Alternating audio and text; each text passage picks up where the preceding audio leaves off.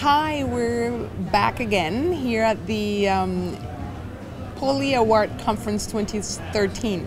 We just finished the session called The New Engine of Analytics, and it was moderated by Sasha Isenberg, who is the author of this great book, The Victory Lab. And we had Dan Wagner, who is the big guy for the Obama campaign. And then we had Alex Landry, who worked for the Mitt Romney campaign on data. So, I mean, like, little wrap-up was basically how big data and analytics was used in both political campaigns, right?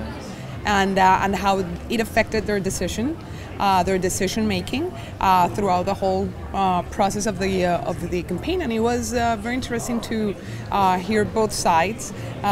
Very brilliant, both of them. But what was it? Something that really stand out from the whole conversation? For me, the thing that stood out from the whole conversation was when the candidates, the person working for the Mitt Romney, he gave an example of how they use a natural language algorithm to predict, or not to predict, to determine the tone of each conversation being sent, and also the text mining. I mean, I wasn't aware that they are doing such a great deep job with informatics, using algorithms, using data mining. I mean, these are fields that you will normally not associate with politics, but rather in cryptography or I don't know, most deep analysis.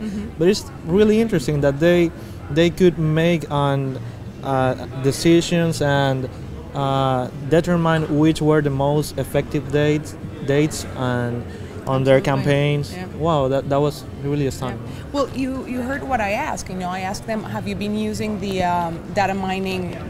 the text mining program to text mine any other conversations in alien languages? And that's when Alex from the Mitt Romney campaign said that that's where they have their blind spot, that they do not do that. And I'm sure there are many conversations going on in Spanish, in Chinese, in Japanese. I'm glad they recognize that that's a blind spot that they have. But how about when they talked about analytics in digital and in social media? What did you think about that? I mean, they said that basically it's not being done. It's not being done very well. Yeah. Yeah, there is, as we have said in other times, social media is really, we are at the door. We're just about to open the door.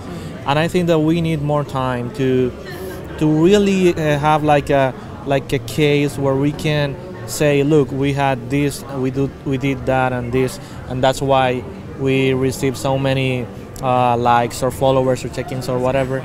But yeah, I think that we still need to work hard on it, and also we need to make effort to make this technology not that restrictive in terms of access and in terms of economics. Exactly. I mean, so basically right now we can't not know how much it will cost, or if it will turn around a voter that you have engaged in social media, a possible voter, But I'm sure that from 4 years from now, it might be different. So. And I want to say that there is a formal study that was published on the Science National magazine. It was like they were trying to make an association between how many votes does a candidate receives in contrast with the money, the amount of followers in Twitter or the amount of followers in Facebook. And that author, I'm forgetting his name right now, but I will look it up. He mentioned that on those campaigns on 2009, they saw that probably 3 to 4 votes out of 100 were coming from direct interaction. Like they really know. Yeah.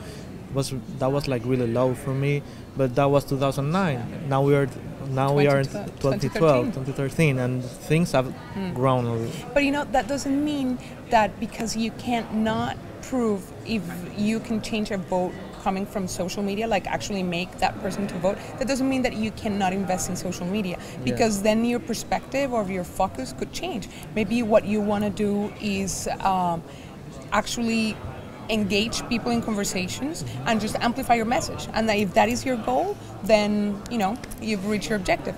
Yeah. But then thank you, Romani. It was very nice talking to you again. Yeah, nice to talk with you as always. Okay. Bye.